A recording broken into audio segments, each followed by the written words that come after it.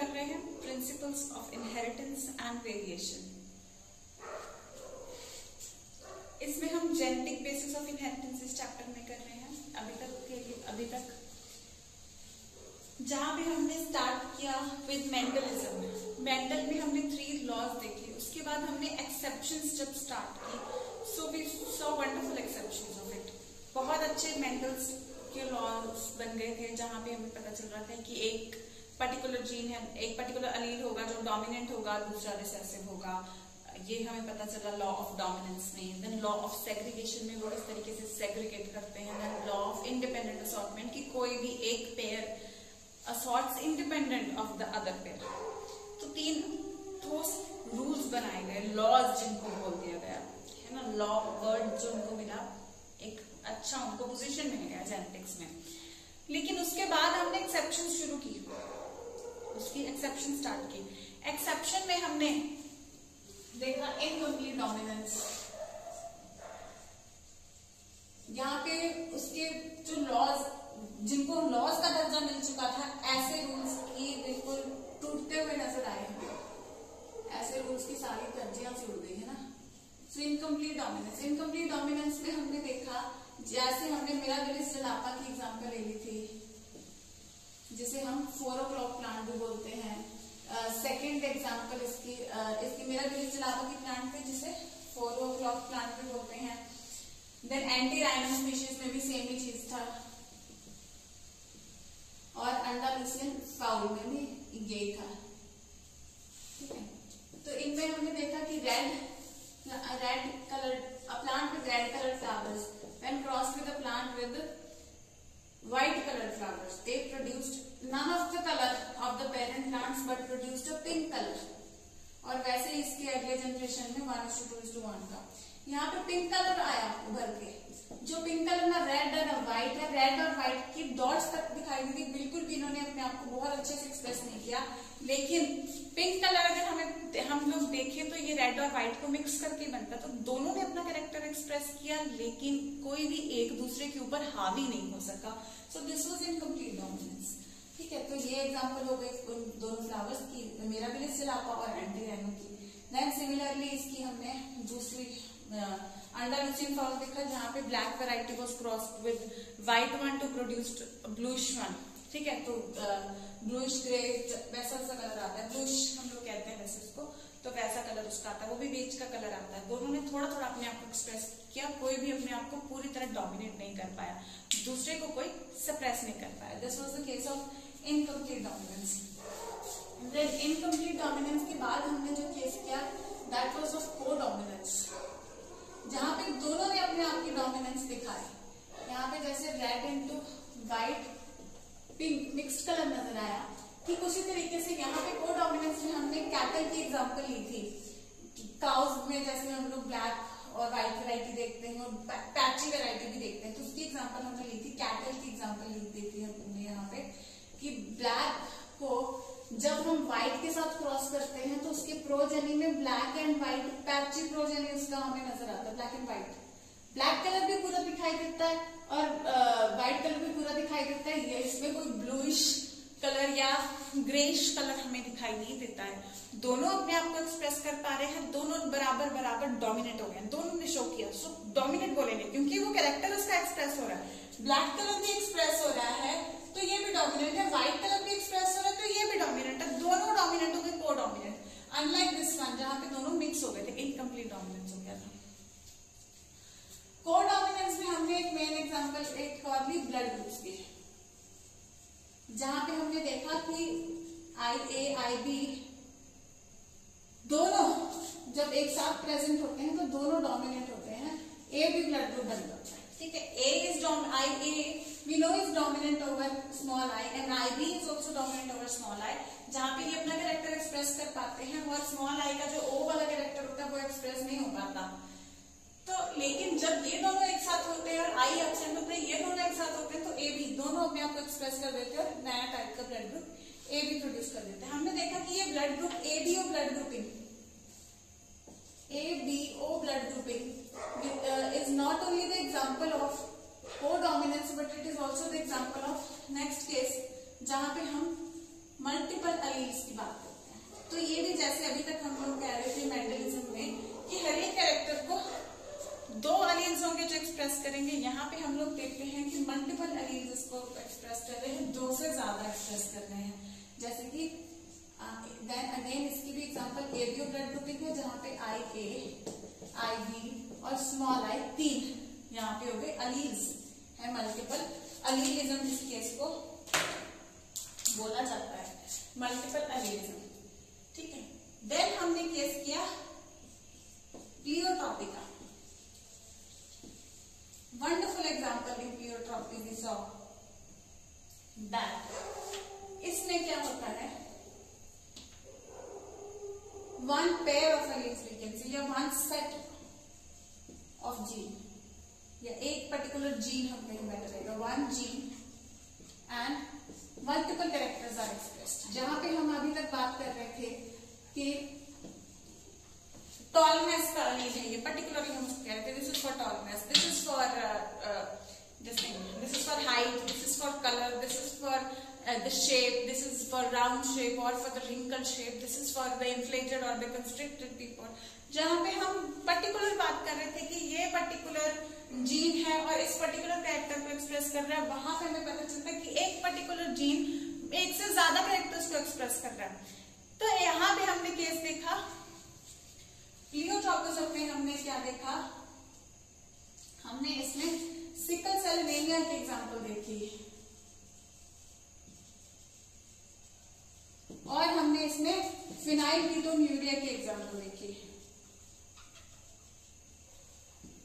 फिनाइलकीटोन्यूरिया और sickle cell anaemia. फिनाइलकीटोन्यूरिया में हमने देखा कि फिनाइलएलानिन एंजाइम जब एब्सेंट हो जाता है, जो कि नॉर्मली फिनाइलएलानिन हाइड्रोक्सिलेज एंजाइम जब एब्सेंट हो जाता है, जो फिनाइलएलानिन की कन्वर्जन कराता है, तो वो जब एब्सेंट हो जाता है तो फिनाइलएलानिन वैसा का वैसा पड़ा रहता है अपने phenylalanine sort of amino acid, तो वो आगे टूट नहीं पाता, तो वो यूरिन में जब पास होता है तो फिनाइलकीटोन्यूरिया ब्रेन के आसपास एक्यूमुलेट होना शुरू हो जाता है। तो कौन से दो कैरेक्टर्स इस केस में हमने देखे फिनाइलकीटोन्यूरिया के केस में, मेंटल रिटार्डेशन, दूसरा केस हमने देखा particular type of skin pigmentation, इस केस में नजर आती है। सिकल सेल एनीमिया के पेशेंट्स में ये सिकल सेल एनीमिया तो एग्जिबिट हो ही रहा था, प्लस मलेरिया रेजिस्टेंस भी, ये इसका जो अलील है वो मलेरिया रेजिस्टेंस भी दे रहा था। देखो एनीमिया तो वो करता है होमोजाइगस कंडीशन में, लेकिन ये अलील को अगर मलेरिया रेजिस्टेंस प्रोवाइड करना हो तो वो हेटेरोजाइगस कंडीशन में भी मलेरिया का रेजिस्टेंस प्रोवाइड करने में सक्षम रहता है। ठीक है, सो ये चीज हमने प्लियोट्रोपिज्म देखी। तो यहाँ पे मैंने आपको ये चीज पर्टिकुलरली हाईलाइट करने के लिए बोली थी वन जीन मल्टीपल कैरेक्टर्स, क्योंकि आज जो हम केस करने जा रहे हैं that is multiple genes and one character, इससे बिल्कुल opposite. This is known as polygenic inheritance.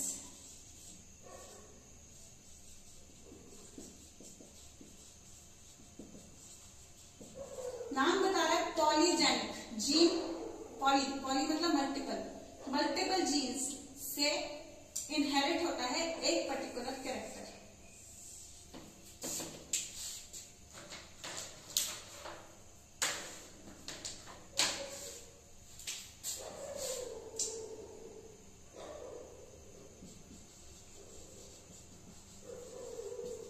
Multiple genes and one character. अभी तक के जो हमने पी प्लांट में डिस्कस की थी, वहां पे वन पर्टिकुलर जीन, तो अभी तक का वो जो सीन हमने वो जो थिंग की है उसे हम कहते हैं मोनोजेनिक इनहेरिटेंस। अब मोनोजेनिक इनहेरिटेंस में पर्टिकुलरली क्या डिफरेंस था polygenic inheritance. Monogenic inheritance one gene one character, लेकिन यहाँ पे one gene multiple genes and one character. तो क्या डिफरेंस है और किन केसेस में हम देखेंगे कि पॉलीजेनिक इनहेरिटेंस होता है। आपको याद होगा जब हम मेंडलिज्म में मोनोजेनिक इनहेरिटेंस की बात कर रहे थे कि this particular thing is particularly for height, ठीक है, this particular thing is shape of seeds. तो यहाँ पे एक पर्टिकुलर जिस अलील की बात कर रहे थे तो वो एक particular character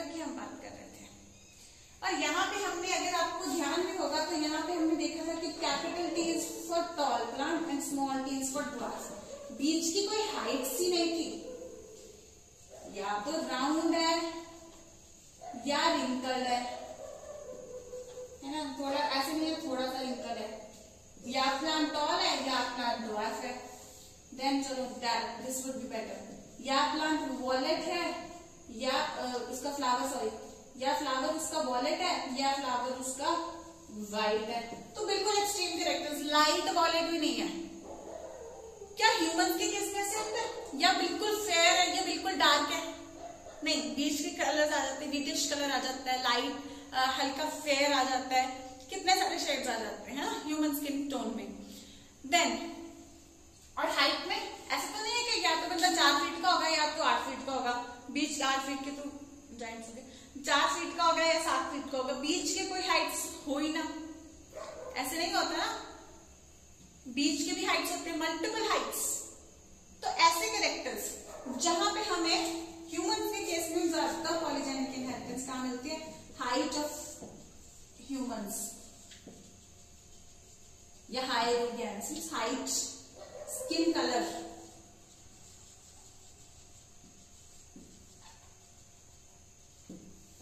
So these things go for polygenic inheritance. Now, how multiple genes are responsible for the skin color? Let me tell you, हम skin color का केस डिस्कस करेंगे. यहाँ पे स्किन कलर में 3 पेयर्स होते हैं. एक पेयर को हम बोलते हैं एक ए, एक बी बी, एक सी सी. ठीक है, सिंपली अभी लगाओ कि 3 कौन कौन से ए, बी और सी की फॉर्म्स होंगी. 3 pairs of genes are responsible. So in skin color 3 pairs of genes are responsible for expressing the skin color of human. तो इसका क्रॉस अभी हम स्किन कलर का क्रॉस हम लोग डिस्कस करेंगे. मैं ये पोर्शन को रब करती हूँ, फिर हम पॉलीजेनिक इनहेरिटेंस में स्किन कलर का क्रॉस डिस्कस करेंगे.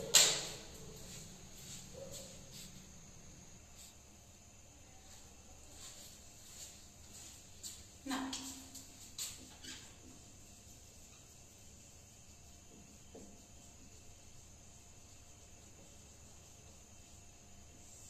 polygenic inheritance as compared to monogenic inheritance.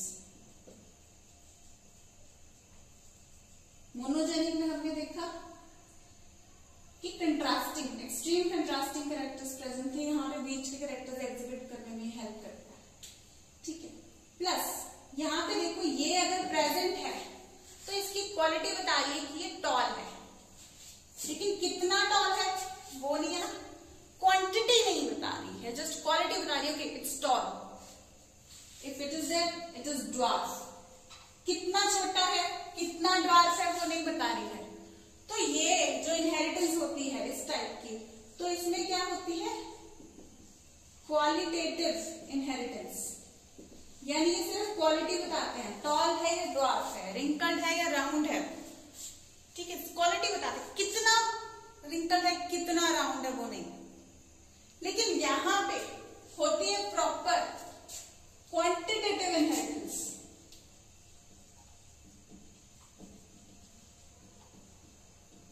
तो ये आपको बहुत इंपॉर्टेंट क्वेश्चन है. क्या होती है यहाँ पे? Quantitative inheritance.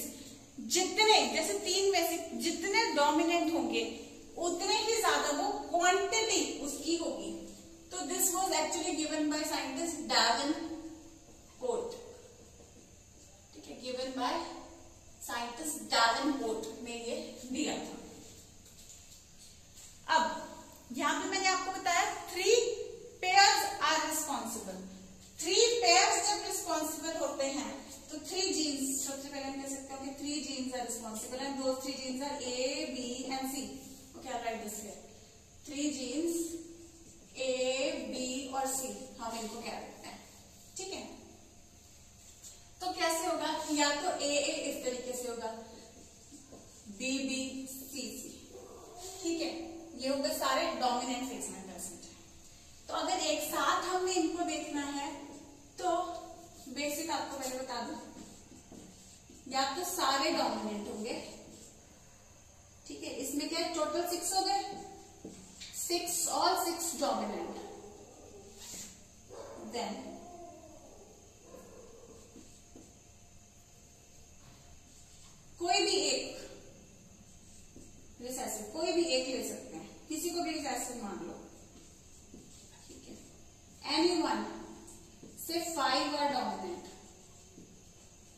Then any to,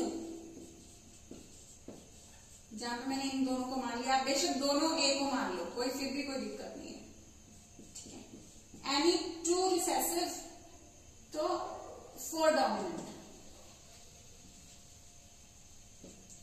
then any 3 recessive and 3 dominant, then any 4 recessive, any 4,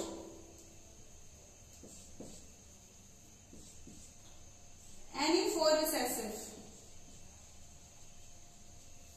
and 2 dominant,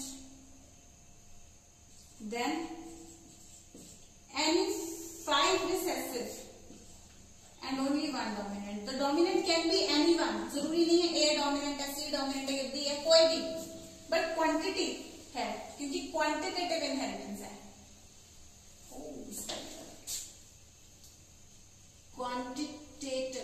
quantitative inheritance, ठीक है। इसमें एक डोमिनेंट है और इसमें कोई भी डोमिनेंट नहीं है, 0 डोमिनेंट है, तो ये क्वालिटी डिपेंड करेगी। 6 डोमिनेंट है तो ये पर्सन पूरा ब्लैक होगा और ये वेरी डार्क होगा,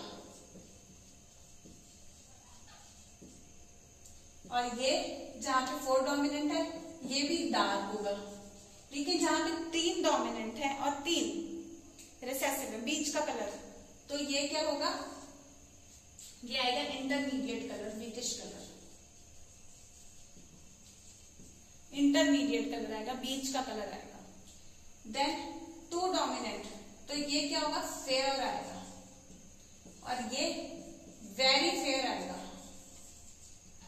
इंटरमीडिएट को म्यूट टर्म्स भी बोलते हैं, ये वेरी फेयर आएगा, ठीक है, यहाँ पे वेरी फेयर, और ये बिल्कुल ही जो जैसे एल्बिनिज्म होता है ना वैसा लगा हुआ, ठीक है, कि बिल्कुल ही फेयर, एक्सट्रीमली फेयर।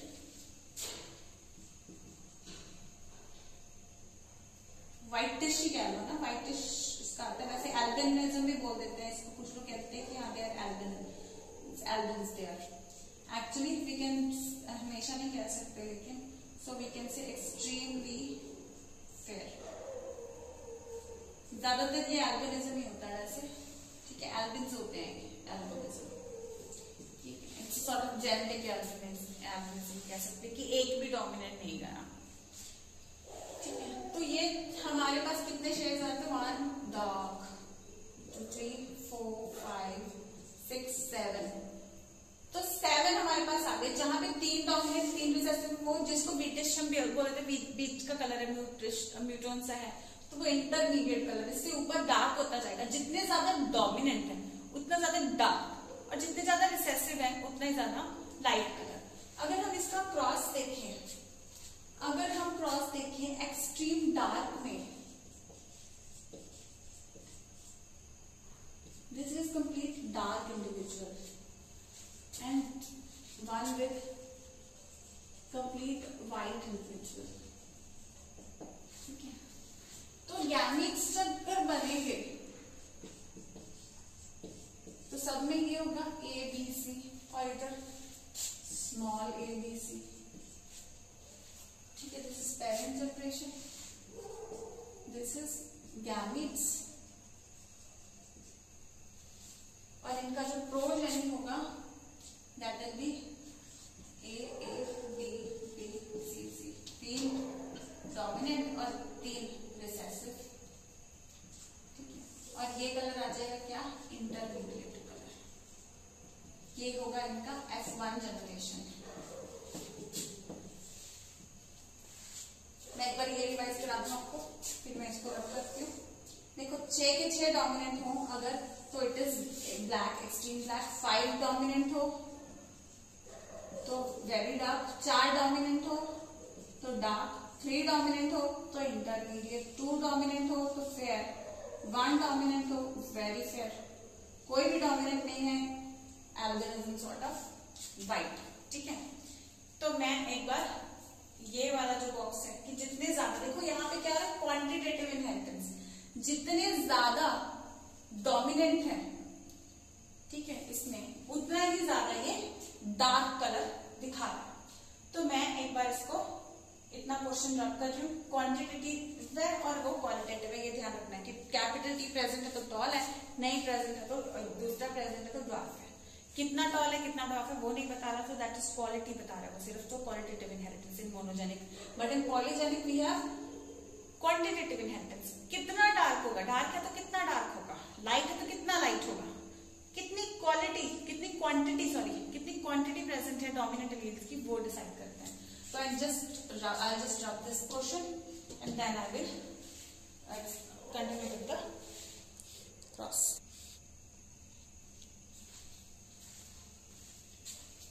तो इस केस में हमने क्या देखा,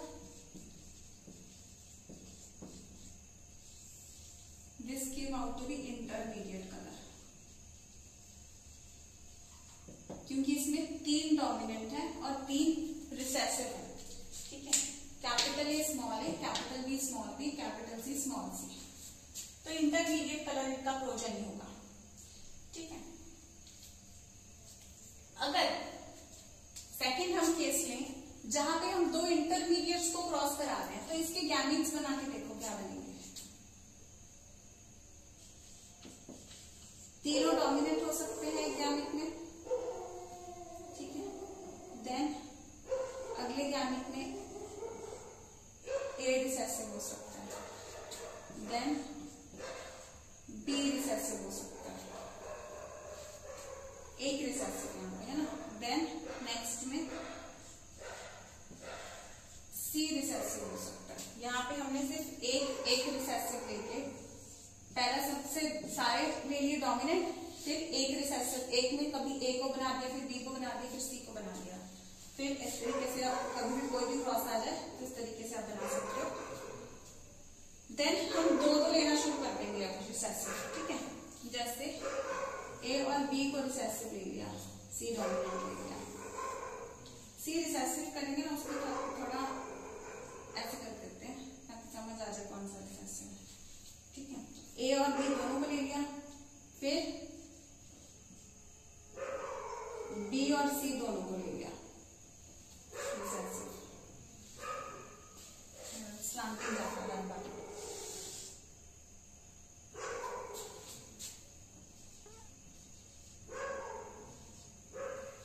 ए और बी को ले लिया, यहाँ पे बी और सी को ले लिया, देन बी डोमिनेंट हो गया, ए और सी रिसेसिव हो गया। यहाँ पे लास्ट में तीनों एक साथ हम रिसेसिव ले लेते हैं। तो कितने तरह के गैमीट्स यहाँ पे बन रहे हैं, 1 2 3 4 5 6 7 8 टाइप्स। तो 8 टाइप्स ऑफ गैमीट प्रोडक्शन हमारे पास हो जाती है अगर हम 2 इंटरमीडिएट्स को आपस में क्रॉस करवाते हैं, 2 इंटरमीडिएट्स को। ठीक है, सिमिलरली यहाँ पे सेम सीक्वेंस नहीं रखेंगे हम लोग। जैसे यहाँ पे तीनों कैपिटल, फिर यहाँ पे एक स्मॉल,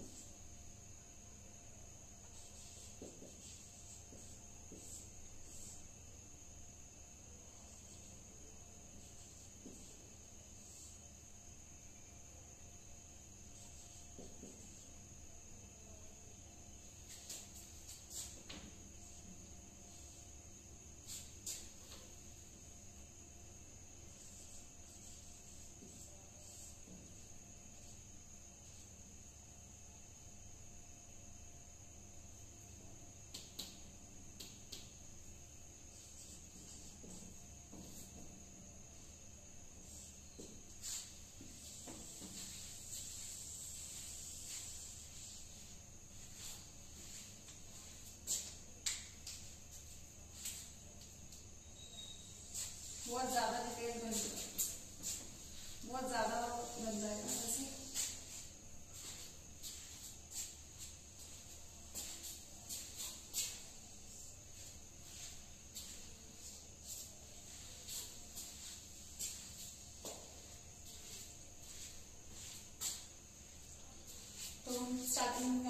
शुरू कर देते हैं। तो यहाँ पे सारे डोमिनेंट, तो ये डार्क बनेगा पूरा, ठीक है। सारे डार्क, यहाँ पे डार्क की रेशन सिर्फ एक आएगा ऑब्वियसली, ठीक है। देन इधर लेंगे इसके साथ, तो ए कैपिटल है, ए स्मॉल, बी दोनों कैपिटल, सी दोनों कैपिटल। तो यहाँ पे क्या है, 6 डोमिनेंट थे, यहाँ पे कितने 5 डोमिनेंट हैं। तो ये क्या था, ब्लैक आएगा, ये एक्सट्रीम जो वेरी डार्क था ये वेरी डार्क आएगा, ठीक है। देन ये दोनों कैपिटल, बी कैपिटल, इधर बी स्मॉल और दोनों सी स्मॉल। तो यहाँ दोनों सी कैपिटल, सॉरी यहाँ पे भी क्या है 5 डोमिनेंट है। देखो यहाँ पे ए रिसेसिव था, यहाँ पे बी रिसेसिव है, उस चीज से कोई फर्क नहीं पड़ता क्योंकि क्वांटिटेटिव इनहेरिटेंस है। क्वालिटी कौन सा वाला डोमिनेंट है, कौन सा वाला रिसेसिव है, इससे फर्क नहीं पड़ता। देन इसके पहले लिख लें हम ए बी सी, जैसे वहां के तीनों डोमिनेंट है, तो यहाँ पे हम पहले सब उसी के लिख लेते हैं हर जगह, ठीक है। उसके साथ में हम पेयरिंग कर देंगे। तो यहाँ पे इसका ए बी बी, पहले हमने इधर के गैमेट्स सारे लिखे ताकि इनको फिर हम ज्वाइन कर देंगे, तो ऐसे आसान रहेगा, बार बार इधर उधर नहीं देखना पड़ेगा।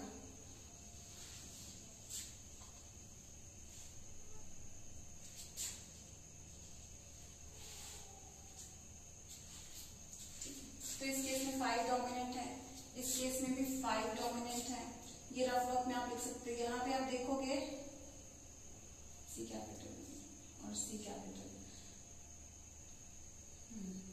तो यहाँ पे आप लोग देखोगे तो 1 2 3,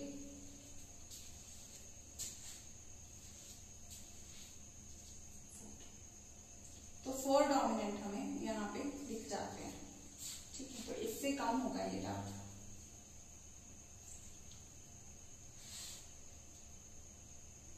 और यहाँ पे 1 2 3 4, फिर से यहाँ पे भी 4 है, तो ये दोनों इक्वली डार्क होंगे। देन यहाँ पे 1 2 3 4, तो यहाँ पे भी 4 डोमिनेंट है। यहाँ पे देखो मैं ये नहीं देख रही कि ए वाला डोमिनेंट है या बी वाला डोमिनेंट है, that is not what I am seeing, I am just seeing कि कितने डोमिनेंट है। यहाँ पे वी हैव ओनली 3 डोमिनेंट, तो ये इंटरमीडिएट कलर का प्रोड्यूस हो जाएगा, इंटरमीडिएट कलर, ठीक है। तो सिमिलरली हम लोग सारे जब करेंगे प्रोसेस,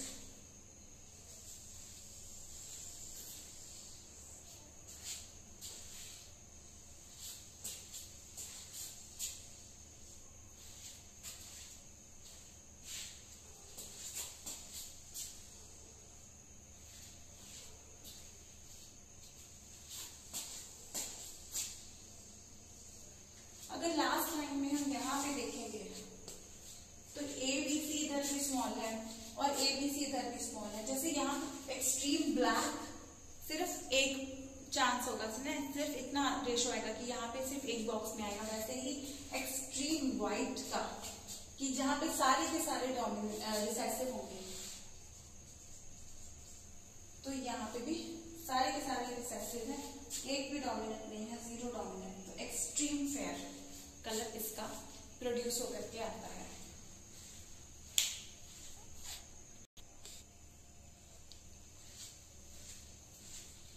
तो फाइनल जो इसमें रेशो आएगा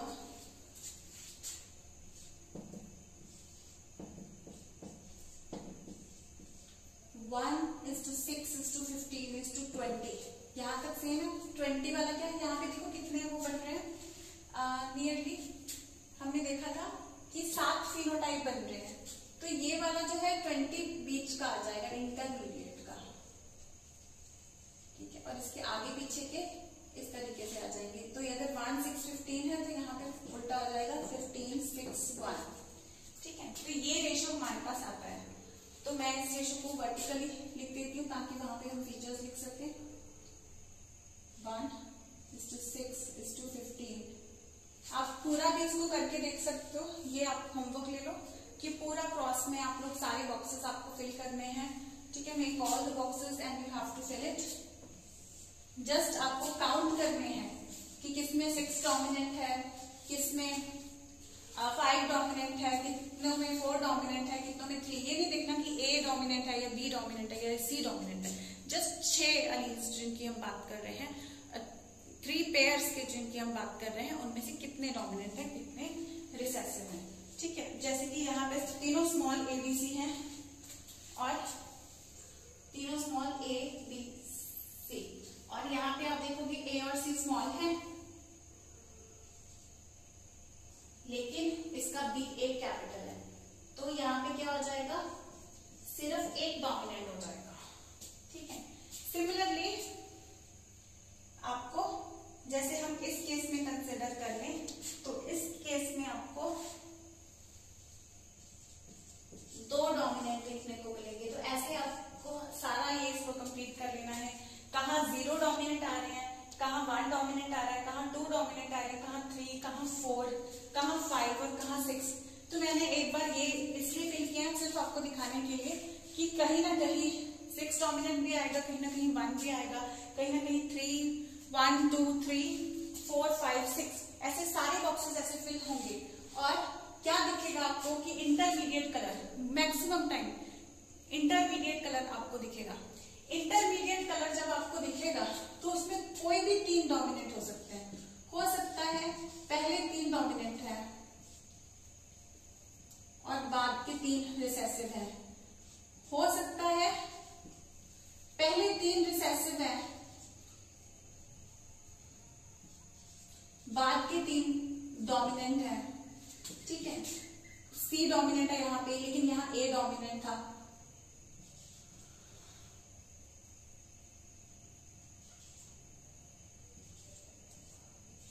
कोई भी देखो यहाँ पे ये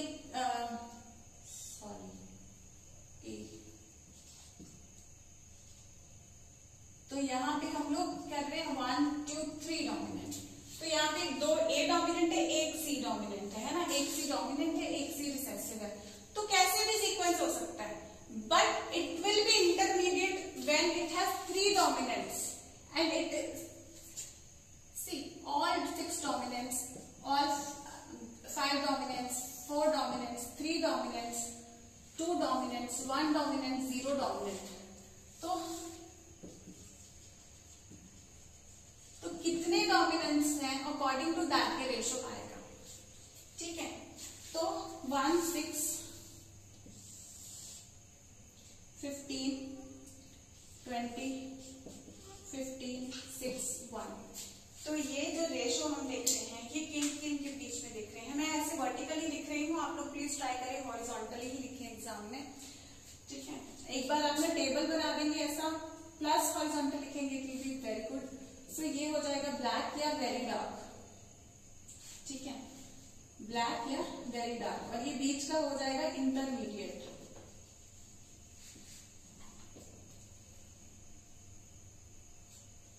ठीक है। देन इंटरमीडिएट से ऊपर का डार्क, नीचे का फेयर, सिंपली थोड़ा डार्क है वैसे, ये थोड़ा फेयर है, ये बीच का कलर। देन आप लोग ऐसे कर सकते हो, जो क्योंकि आर्गेनिक से इतना बेटर नहीं रहेगा, तो आप लोग इससे कर लो, ये डार्क है, ये फेयर है, और यहाँ पे आप लोग कर लो फेयरली फेयर, कि थोड़ा इससे ज्यादा fair, Fairlie fair, and this is fairly dark. तो इस फेयरली का मतलब फेयर नहीं है, वैसे गोरा नहीं है, फेयरली मतलब ठीक ठाक और डार्क है, ठीक है, या डार्क है।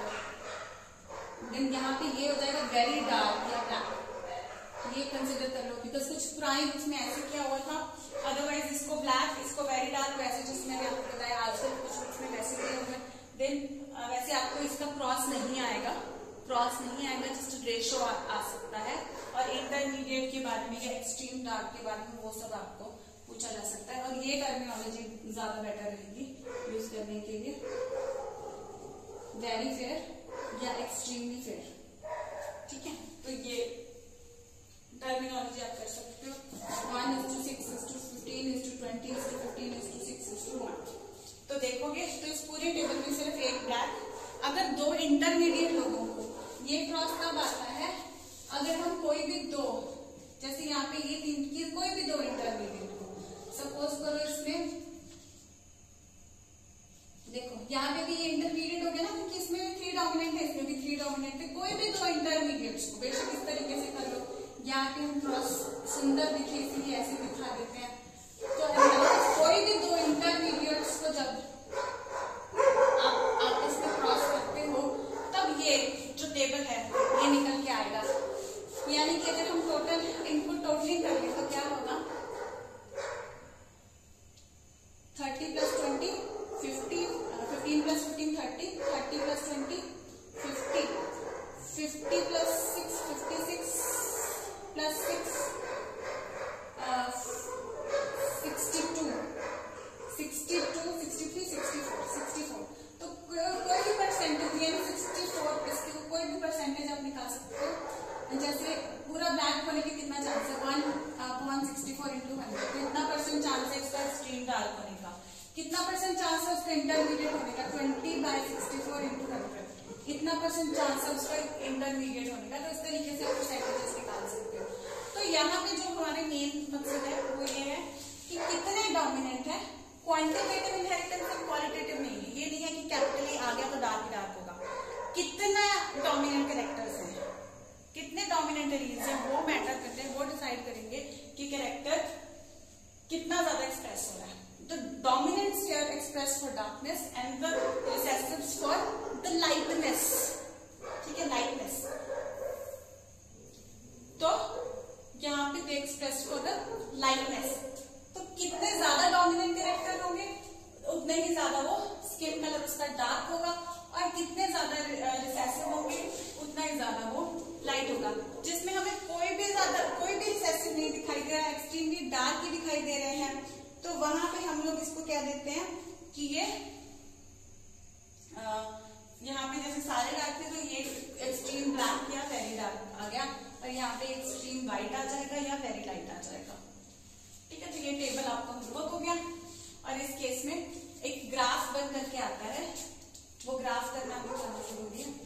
तो इस चीज से जो ग्राफ बनेगा,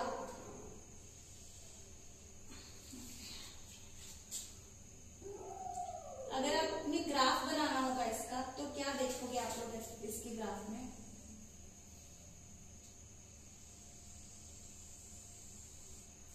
ये अगर इस साइड पे आप लोग वैल्यूज लेना शुरू कर दो, ठीक है, 1 की वैल्यू, 2 3 4 6 की वैल्यू, तो आपको क्या दिखेगा,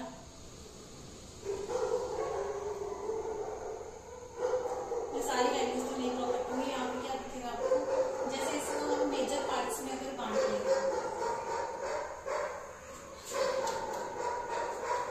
7 है तो 7 हिस्सों में इस ग्राफ को बांटो,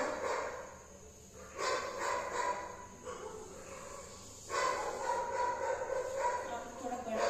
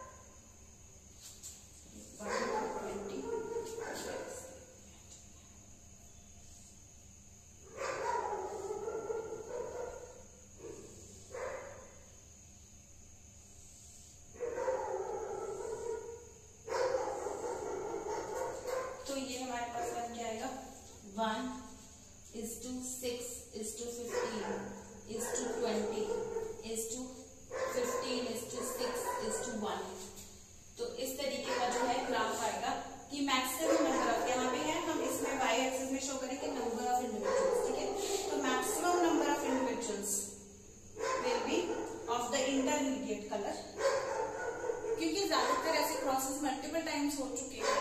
सो in the society also we are this sort of structure कि मैक्सिमम नंबर ऑफ इंडिविजुअल्स, यानी कि मैक्सिमम परसेंटेज, अगर हम 2 इंटरमीडिएट्स को क्रॉस करें तो भी मैक्सिमम परसेंटेज होगी किसकी, इंटरमीडिएट की। सबसे लीस्ट होगी एक्सट्रीम डार्क और एक्सट्रीम वाइट की, ठीक है। देन एक्सट्रीम डार्क से कम ज्यादा होगी वेरी डार्क की, सॉरी डार्क की, देन वेरी डार्क। इंटरमीडिएट की सबसे ज्यादा होगी, इंटरमीडिएट से कम होगी किन दोनों की, फेयर की और डार्क। इनसे ज्यादा होगी फेयरली फेयर और फेयरली डार्क, फेयरली फेयर। और सबसे कम होगी एक्सट्रीम फेयर की, वेरी फेयर या वेरी डार्क। वेरी डार्क को हम ब्लैक भी कंसिडर कर रहे हैं। तो ये टर्मिनोलॉजी यूज कर लो, बेटर रहेगी। ठीक है, और इस ग्राफ को एज अ होमवर्क आप लोग कंप्लीट करो। ठीक है, इस ग्राफ को you can complete it as a homework. ये ग्राफ ऐसे आपको ड्रॉ करना कहीं भी नहीं आएगा, जस्ट ये रेशियोज आपको पता होनी चाहिए इनका क्या है, और इसी पे ही क्वेश्चन जो है वो आ सकता है। और दो चीजें हैं, पॉलीजेनिक और पॉलीजेनिक और मोनोजेनिक इनहेरिटेंस में। मोनोजेनिक में सिंगल पेयर ऑफ जीन्स, यहाँ पे मोनोजेनिक में सॉरी 1 जीन, पॉलीजेनिक में मल्टीपल जीन्स। यहाँ पे हम लिख रहे हैं 3 पेयर्स हैं, 3 अलग अलग 3 जीन्स हैं जो रिस्पॉन्सिबल हैं। उन 3 जीन्स पे जो अलील्स प्रेजेंट है वो A, B और C, उनको हम नाम देते हैं। तो वो कितना, देखो अगर हम एक्सट्रीम डार्क और एक्सट्रीम व्हाइट को क्रॉस करते हैं, यहाँ पे ब्लैक,